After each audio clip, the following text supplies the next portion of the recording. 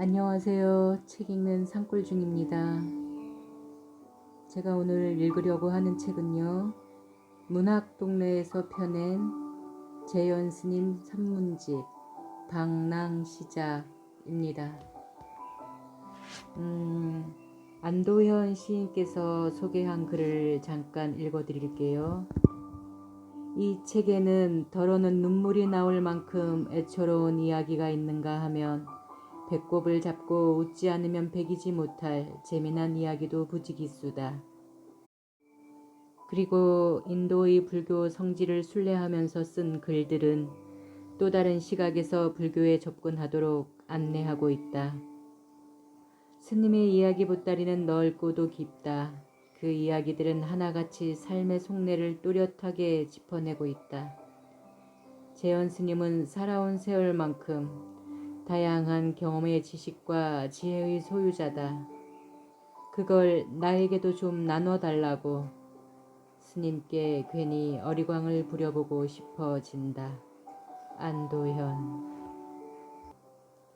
이 책은 1부와 2부로 나뉘어져 있습니다. 1부는 방랑시작이라는 제목이 붙었고요. 2부는 성지순례입니다. 먼저 1부 방랑시작을 읽도록 하겠습니다. 방랑시작. 한 어린 사미가 큰 스님을 친견하였다. 큰 스님의 법문은 항상 아름다웠다. 큰 스님의 입가에 피어나는 향기로운 꽃 위에 늘 예쁜 나비들이 춤추고 있었다. 사미가 가장 좋아한 것은 큰 스님의 하얗게 센 긴 눈썹과 볼에 점점이 박힌 검버섯이었다. 사미는 큰 스님의 향내나는 법문이 그 검버섯과 삽살개 눈썹에서 나오는 것이라고 믿었다. 하루는 구름같이 많은 신도들이 모여들었다. 한 달에 한 번씩 있는 큰 스님의 법회 날이었다. 큰 스님께서는 사미가 붙들고 있는 작은 거울에 당신의 얼굴을 비춰보시며 뽀얀 분가루를 찍어 바르셨다. 사미가 물었다. 큰 스님, 왜 그 분가루는 바르세요? 큰 스님께서 담담히 말씀하셨다. 못난 중생들이란 그저 상을 취하는 법이어서. 사미는 평소 큰 스님께서 즐겨 읊으시던 개송을 속으로 외웠다. 무릇 겉으로 드러난 것들 모두 다 허망터라. 보이지 않는 것으로 보는 자 열애를 보리니. 그리고 큰 스님께 물었다. 못난 중생들 속에는 분가루로 검버섯을 감추시는 큰 스님도 들어가는 것입니까? 쭈뼛 치켜드신 큰 스님의 흰 눈썹에서 사미는 늙은 고양이의 빛바랜 송곳니를 보았다. 사미는 들고 있던 거울을 노인에게 돌려주고 버석거리는 대숲을 돌아 묵묵히 산문을 나섰다. 거지 노래. bombay에서 뿌나로 오는 기차속이었다. 차창밖 황량한 벌판에 퍼지는 저녁 노을을 바라보고 있었다. 쥐어 짜놓은 듯 꾀죄죄한 거지 부부가 특유의 쇳소리를 앞세우고 차간에 들어섰다. 북과 손풍금 반주를 곁들여 노래하는 거지들이었다. 이 나라 어디서나 흔히 보는 일이다. 동행한 인도 친구가 동시 통역사가 되어 비감 어린 거지 노래를 내 귀에 가만가만 읊어댔다. 참 묘한 일이야. 우리 행복했던 날 기쁨 함께 하자는 친구들 많더니 이리 서러울 땐 덜어 갖자는 사람 왜 아무도 없지? 참 묘한 일이야. 넉넉할 땐 생각지도 못했는데 이젠 나누고 싶어도 바다 같은 마음뿐 이 서름 나눌 리 아무도 없어. 친구에게 그런 노래가 있느냐고 물었더니 자작곡일 거라는 대답이었다. 누가 만들었든 멋진 노래라는 생각이 들었다. 거지에게 주는 돈이 아니라 노래를 들은 값으로 2루피짜리 동전 하나를 손풍금 앞에 달린 양재기에 담아주었다. 남노한 행색으로 보아 그런 가사를 만들어낼 수 있을 것 같진 않았지만 그거야 알 수 없는 일이다. 이 너른 땅 헤아릴 수 없이 많은 거지들에게 그들의 애환과 한을 담은 노래도 많이 있을 것이다. 그런데 흥미로운 일은 산스크리트 기록으로 남은 거지 노래가 많이 있다는 것이다. 산스크리트가 일반 대중의 구어로 쓰인 것도 아니고 종교 전적이나 의식에 쓰인 특수충의 언어였던 것을 생각하면 유식한 거지들이 덜어 있었나 보다. 물론 거지 노래를 꼭 거지가 지었다고는 할 수 없는 일이지만 그렇다고 배부르고 편안한 양반이 심심풀이로 그 구구절절 한이 서린 거지 노래를 썼다고 생각하기도 어렵다. 내가 좋아하는 거지 노래 중에 하나는 이렇다. 오 가난이시여 엎드려 절하옵나니 당신 크신 은혜로 내 신통력을 얻었나이다. 나는 세상을 다 보건만 누구 하나 내 모습을 보지 못하더이다. 길가에 앉아 있어도 못 본 척 지나치고 옆에 다가가 손을 벌려도 모른 척하는 사람들 앞에 거지는 마치 은신술을 통달한 투명인간과도 같다. 사람들 눈에 아예 보이지 않는 것이다. 이렇게 당하는 무시가 모두 다 돈 없는 덕이니 가난님에게 큰 절을 올린다는 것이다. 대단한 거지 시인이다. 무시당하는 것은 서럽지만 또 쳐다봐 주어도 탈이다. 어쩌다 마주친 눈길이 제법 부드러워 혹시나 하고 다가가면 비키라고 호령이다. 아니면 공연한 빈말이다. 어디 사느냐, 몇 살이냐, 처자식은 있느냐. 그래서 조랑조랑 이야기하면 금세 정색을 하며 입 닥치고 조용히 하란다. 거지는 또 노래한다. 오너라 가거라 누워 일어나 일러라. 입 다물어 돈 있는 양반들 행여나에 홀린 거지 갖고 노시나. 여기 행여나라고 옮긴 산스크리트 단어는 아시아인데 본 뜻은 희망이지만 을의 헛된 기대의 뜻으로 쓰인다. 그렇게 헛된 기대라는 것을 반쯤 알면서도 달겨들 수밖에 없는 것이 거지다. 더구나 아직 이력이 붙지 않은 신참내기 거지로서는 누구에게 손을 벌리고 누구를 무시할 것인지 분별하기가 쉽지 않다. 소득 없이 허둥대는 꼴이 안타까워 고참 거지가 점잖게 훈수한다. 하늘의 뜬구름 모두 다 같은 게 아니란다. 비 뿌려 땅을 적시는 것도 있고 헛되이 천둥만 울리는 놈도 있지. 오 가엾은 짜닦아 구름 지날 때마다 처량한 목소리 높이지 마라. 아직 땅에 떨어지지 않은 빗물만을 마신다는 전설 속의 새. 짜닦아야 그럴 수 있을지 몰라도 희망이라는 도깨비에 홀린 거지가 금세 고행자가 될 수는 없다. 그것도 사지육신이 멀쩡해가지고 이 눈치 저 눈치 살펴야 하는 거지는 더욱 괴롭다. 아 다리 없는 자네 훌륭하이. 남의 집에 구걸하러 갈 일 없으니 앞 못 보는 자네는 복도 많네. 돈독에 취한 얼굴 보지 않아도 되니 말 못하는 그대는 얼마나 좋은가. 한 푼 얻겠다고 자린고비 축혀 세울 일 없으니. 아하 귀먹은 자네 좋겠네. 모진 소리 듣지 않아도 되니. 그렇다고 멀쩡한 육신 다 접고 쪼그려 앉아 장님, 벙어리, 귀머거리 흉내를 내고 있을 수도 없다. 스스로 성자라고 호언하던 한 사내가 추종자들에게 자신의 신통력을 보여주기로 했다. 그는 저만큼에 떡 버티고 서 있는 높은 산을 향해 호령했다. 냉큼 기어와 내 앞에 엎드리렸다. 그러나 산은 들은 척도 않고 뻣뻣이 서 있을 뿐이었다. 사내의 다음 행동은 실로 성자다운 것이었다. 그럼 내가 가지. 그는 산보다 더 빳빳이 고개를 쳐들고 성큼성큼 산을 향해 걸어갔다.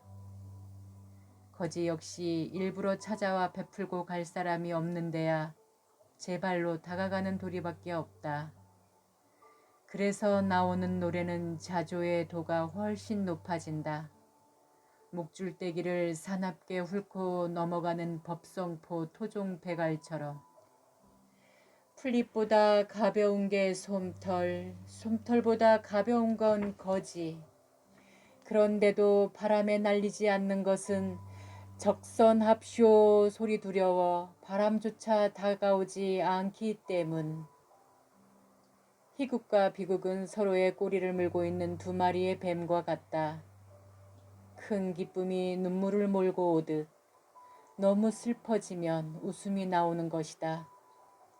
거지 노래 속의 이런 익살은 주체할 수 없는 서름의 역설이다. 거기다 아무리 바람마저 비껴가는 거지라고 체면이나 배알도 없는 것은 아니다. 서럽다는 것은 정신이 말짱하다는 것이다. 또 말짱한 정신으로도 어쩔 수 없다는 데서 서러움은 더 깊어진다. 고개 푹 숙이고 적선합쇼 한 푼 줍쇼. 퍼렇게 날 세운 칼로 새치혀 베어낼 거나 저 치켜 올린 눈썹 거들먹거리는 얼굴 장님이라면 모를까 아하 서럽다 눈 뜨고 하는 구걸 아무것도 없는 판에 헛된 희망 끝내 떠나지 않아 한 가지 기대 버리고 나면 소갈머리 없는 가슴엔 또 다른 희망 구걸의 체면이 말이 아니지만 자살도 죄라니 아 목숨아 제발 덕덕 내 발로 나가다오. 예나 지금이나 이런 사람들은 늘 있게 마련이다. 또 어디 인도뿐이랴. 서울이 그렇고 평양이 그럴 터이다. 어떤 사람이 말했다. 물 펑펑 쓰고 함부로 버리는 사람은 다음 생에 인도에 태어난다고. 나는 그 공식에 다른 단어들을 대입시켜 본다. 돈 아까운 줄 모르고 펑펑 쓰면서 베풀 줄 모르는 사람은 다음 생에 거지 된다고. 보지도 듣지도 못한 사람들 쫓아가 베풀지는 못하더라도 내 이웃, 내 친구 가운데 목숨아 제발 내 발로 나가다오 비는 사람이 있다는 것을 잊어서는 사람이 아니다. 덤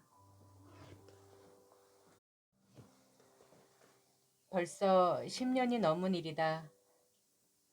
87년 여름 인도에 오기 전에 2년 반 동안 방콕에 있는 왓 벤자에서 살았다. 외국인들이 보통 로열 마블 템플이라고 부르는 곳인데 태국 왕실에서 창건한 대리석 사원이라는 뜻이다. 약 200명가량의 승려가 상주하는 곳으로 사원 규모는 그리 크지 않지만 태국 불교 근대화의 산실이자 수많은 학자 스님들이 머무는 승려 교육의 중심지이다. 아침 5시 반이면 바리떼를 들고 탁발을 나가곤 했다. 불을 지펴 스스로 먹거리를 장만하거나 미리 여러 날치를 쌓아두고 곶감 빼먹듯 야금야금 빼먹고 살지 않는 것이 출가승의 생활 원칙인 만큼 당장 필요한 음식과 일용품은 그날 그날의 탁발에 의존하는 것이다. 딱히 출발 시간이 정해져 있는 것은 아니더라도 정해진 코스를 비슷한 시간에 돌다 보면 기다리는 신도와 아침마다 찾아오는 스님 사이에 말 없는 약속이 생기게 된다. 말하자면 서로 시간대가 맞아떨어지는 단골 신도집과 단골 스님이 만들어지는 것이다. 매일 문간을 서성이며 나를 기다리던 할머니가 보이지 않는 날이면 무슨 나쁜 일이라도 생긴 게 아닐까 은근히 걱정되기도 하고, 어쩌다 멀리 출타를 한다거나 사정이 생겨 여러 날 만에 탁발을 가게 되면 어디 앓기라도 하셨수? 이렇게 다시 오시니 마음이 놓이는구려. 요담 어디 갈 일이 생기걸랑 미리 알려주면 좋으련만. 할머니 얼굴에는 그렇게 염려, 안도, 원망이 한 덩어리가 되어 씌어 있다. 수행자에게 이러쿵저러쿵 말을 거는 법이 아니라는 것을 잘 아는 사람들이어서 입을 다물고는 있지만 말없이 전하고 들리는 것이 정이고 사랑이고 자비다. 바리떼에 공양거리를 담아주는 신도가 노인이 아니고 꼬마들이거나 젊은 처자일 때는 훨씬 조심스러워진다. 수십 년 동안 그 일을 해온 노인들과는 달리 아직 손에 익지 않아 가끔 국 담은 비닐봉지가 터지거나 바리떼 뚜껑에 얹어주는 하얀 연꽃이나 자주색 난초꽃을 땅에 떨어뜨리는 일도 벌어지기 때문이다. 언제 생각해도 머리를 말끔히 빗고 교복을 챙겨 입은 10살 안팎의 소년, 소녀들의 짐짓, 근엄하면서도 약간 어색한 손놀림과 표정은 늘 아름다운 그림이다. 어떤 날은 조그맣고 귀엽게 만든 종이봉투가 바리떼에 들어오는 일이 있는데 절에 돌아와서 펴보면 1바트짜리 동전이 7개 또는 8개 들어있다. 생일날이라고 제 나이 수만큼의 동전을 넣어 스님들에게 보시한 것이다. 그날을 위해 열심히 채워온 돼지 저금통을 열었는지도 모른다. 그네들은 어릴 때부터 그렇게 남과 나누며 사는 법을 배운다. 서너 살밖에 안 된 어린아이들은 제 엄마나 아빠의 품에 안겨 그 성스러운 일을 치른다. 키가 작은 꼬마가 문간에 제 발로 오똑 서 있을 때는 바리떼 속이 보이도록 내 허리를 잔뜩 구부려야 되지만 그러고 나면 가슴은 더욱 훈훈하다. 남에게 무언가를 주고자 하는 그 고사리 손이 여기저기 자라고 있는 한 끝모를 탐욕과 미움, 감각의 욕망, 천박한 소비 문화로 찌든 이 세상이 이대로 주저앉지는 않을 것이다. 바리떼를 내려놓고 덥석 안아 등허리를 툭툭 두드려주고 싶은 생각이 굴뚝 같아도 그래서는 안 된다. 앙증맞게 오른쪽 무릎을 땅바닥에 대고 합장한 채 쪼그려 앉은 꼬마를 축복할 뿐이다. 나지막이 그러나 확신에 찬 목소리로 강물 흘러 흘러 바다를 채우듯 고해에 넘쳐나는 청정한 보시공도 축복하노니 가득 차 둥근 보름달처럼 그대 구하고 바라는 것 쉬 이루리라. 온갖 고뇌와 장애 그리고 병마 모두 이기라. 청정한 개 갖추어 덕스러운 수행자 늘 공경하는 그대 축복하노니 아유완노 수캄발람. 끝구절 아유완노 수캄발람은 장수하고 아름답고 기쁘고 건강하라는 말이다. 돌아서서 옆 골목에 들어서면 환해진 아침 하늘에 앵무새가 날아오른다. 사실은 앵무새가 아니라 앵무새의 목소리다. 문간에 달아맨 새장 안에서 앵무새가 소리치는 것이다. 뿌라말레 뿌라말레. 제대로 발음하자면 프라마레오인데 쿠라는 스님, 마는 오다, 레오는 이미 또는 벌써 라는 뜻이다. 앵무새가 스님 오셨는데 스님 오셨다니까 하고 주인을 불러내는 것이다. 내 쪽에서 보면 자동으로 울리는 초인종이고 집주인 쪽에서 보면 조기 경보기다. 목에 가래가 잔뜩 낀 듯한 소리로 외쳐대는 앵무새의 목소리는 잠깐이나마 별로 우습고 즐거울 거리라고는 없는 일상을 깨고 축 처진 가슴에 약간의 헛바람을 불어넣기도 한다. 앵무새도 그렇게 보시를 하는 셈이다. 많고 많은 말 가운데 유독 그 말을 가르친 주인도 참 별난 사람이다.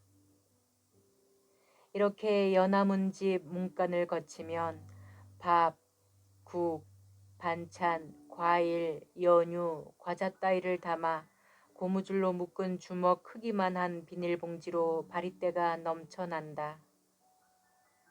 제일 흔한 반찬으로는 양배추에 닭고기나 돼지고기를 넣어 볶은 것이다. 과일이야 바나나와 정성스럽게 깎아서 자른 파인애플이 주종이지만 때로는 두리안 한 조각이 들어오기도 한다. 이 두리안이라는 과일은 어지간한 호박통만한 몸집에 거칠고 뾰족뾰족한 가시가 덮여 있어 마치 만화책에 나오는 도깨비 방망이처럼 괴상하게 생긴 놈이다. 그 거친 갑옷 속에 보통 고구마 크기의 아주 달고 부드러운 과육이 67개 들어있다. 아이스크림처럼 연하고 부드러운 속살을 지키기 위해 그토록 험상궂은 껍질이 필요한가 보다. 그러나 난감한 것은 생긴 모양이나 냄새가 영락없이 화장실에 그것을 닮아서 처음 보는 사람은 코를 싸쥐고 돌아앉기 마련인데 맛을 들이면 오늘도 바리떼에 그게 들어오지 않나 하고 은근히 기다리게 되는 것이다. 하지만 가난한 사람들은 언감생심, 감히 만지지도 못할 귀하고 비싼 과일이다. 딱히 값이 아니더라도 나 그거 엄청 좋아한다거나 돼지고기 싫으니 그건 빼고 배추만 볶아 달라거나 할 수 없는 것이 탁발이다. 싫으면 말없이 받아두고 먹지 않으면 그만이다. 바리떼에 얹힌 싱싱한 자주색 난초꽃 무더기를 바라보며 절로 돌아오는 길이었다. 이제 막 50줄에 들어섰을까 하는 사내가 다리 옆 길가의 맨땅에 무릎을 꿇고 두 손에 노란 가사를 받쳐들고 있었다. 매일 아침 지나치는 그 다리 밑에 사는 거지였다. 라오스나 캄보디아 국경 쪽의 메마른 지역에 한 발이 오래 계속되어 모내기가 늦어지면 방콕 시내에는 이런 이주민들이 늘어난다. 고향 쪽에 비가 내린다는 소문이 들리면 대부분은 방콕역 광장에 다시 모여든다. 사내가 마치 죄를 짓는다는 듯한 표정으로 내 눈을 빤히 바라보며 말했다. 탄 리몬캅. 공양거리를 마련한 신도가 스님을 초청하는 말로 스님 부디쯤 되는 말이다. 나는 난초꽃을 집어 바리떼 밑에 받쳐들고 사내 앞으로 다가섰다. 사내가 노란 가사 한 벌을 내 바리떼 위에 올리고 다시 무릎을 꿇고 앉았다. 나는 숨을 깊이 들이마시고 축복 개송을 힘주어 또박또박 외웠다. 출가 수행자라는 뜻으로 쓰이는 비쿠라는 단어는 당초 산스크리트 빅슈, 빨리어 비쿠의 음력으로 거지라는 말이다. 내 눈앞에 무릎을 꿇고 앉은 거지와 내가 다른 점은 거지는 거지로되 나는 서발장대에 휘둘러도 거치적거릴 것 없는 홀몸에 깨달음을 구하는 거지이며 사람들이 축복을 내릴 힘이 있다고 믿어 마지 않는 거지라는 점이다. 그러나 남들이 어찌 믿던 스스로 청정한 개에 갖추어 덕스러운 수행자도 아니고 내 축복이 아무런 영험도 없는 말치라라는 것을 누구보다 잘 아는 나로서는 여간 당혹스러운 게 아니었다. 특히 고향 떠나온 이주민 거지에게 축복을 줘야 되는 이런 상황에서는 더욱 그렇다. 그러니 겨우 내가 할 수 있는 일이라고는 의뢰하는 식대로 한 번만 외고 그치는 것이 아니라 3번을 거푸 외는 것이 고작이었다. 정말 죄를 짓는 심정으로 얻어먹는 게 참으로 무섭구나. 그래서 덤으로 반야심경을 외웠다. 토미, I love you.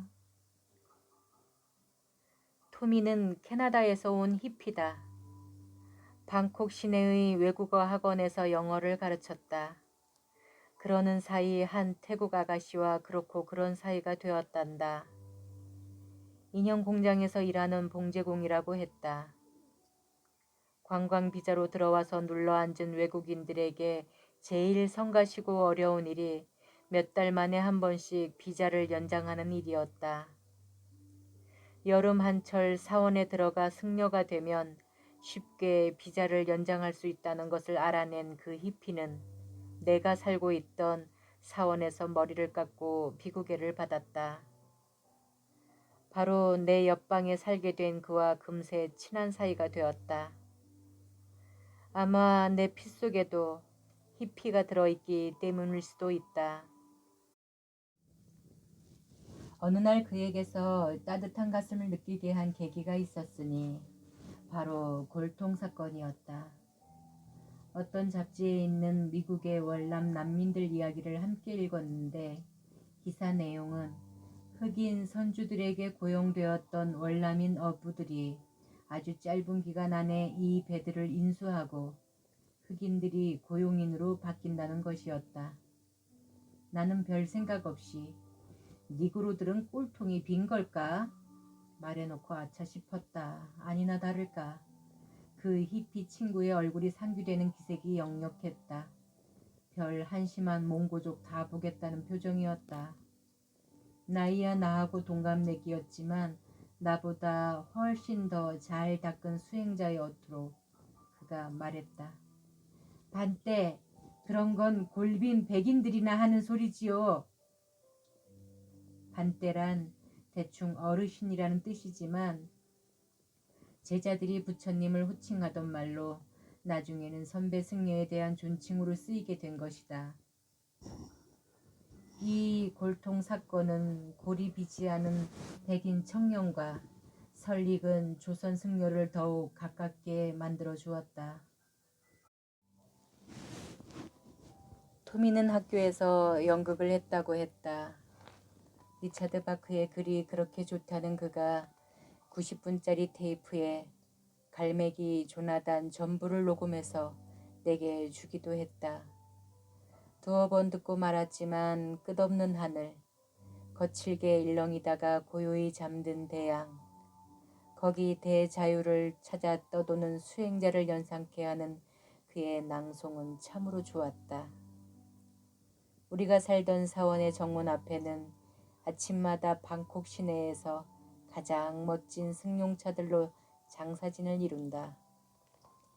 유독 그 절에만 있는 일인데 기라성 같은 큰 스님들이 많이 머무는 절이기도 하지만 왕궁과 관공서로 빙 둘러싸여 탁발길이 멀기 때문에 스님들이 주택가로 가기 전에 신도들이 아예 절 문 앞으로 공양거리를 가져오는 것이다.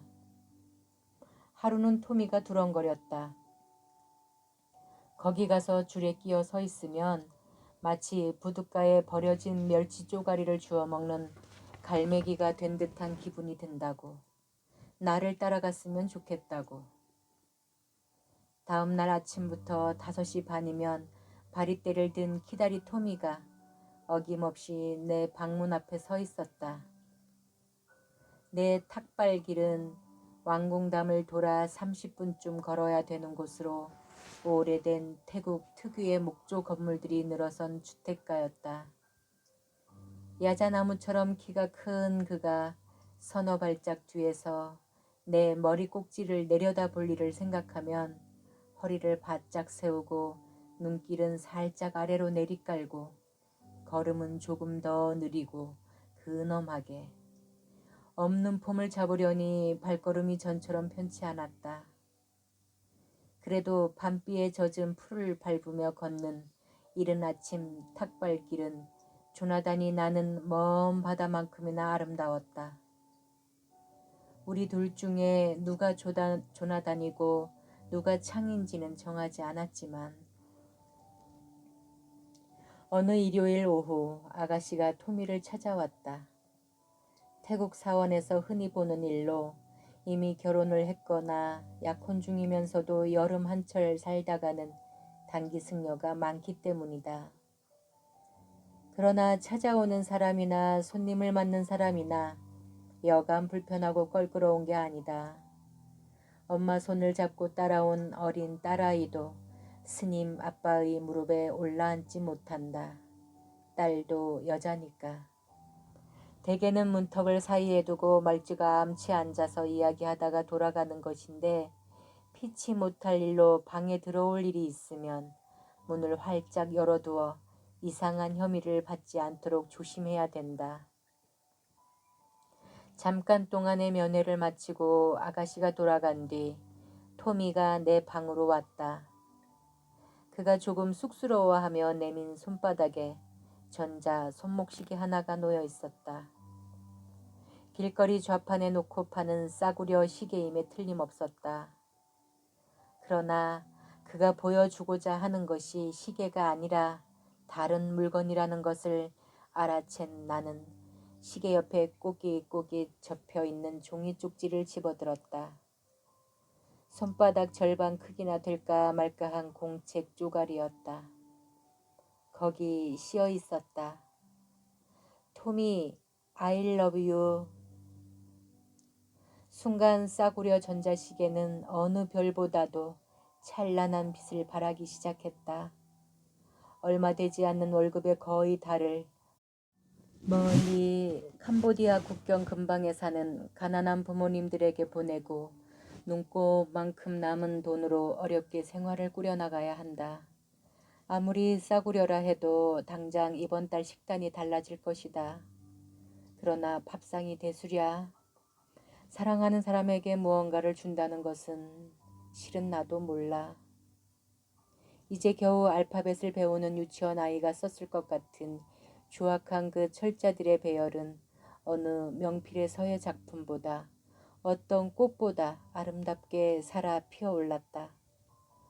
나로서야 사랑이라고는 그저 한 시절 철부지 빠끔사리밖에는 짐작도 하지 못할 푼수지만 그 흔해 빠진 단어가 내뿜는 맑고 상큼한 빛에 눈앞이 갑자기 부해졌다.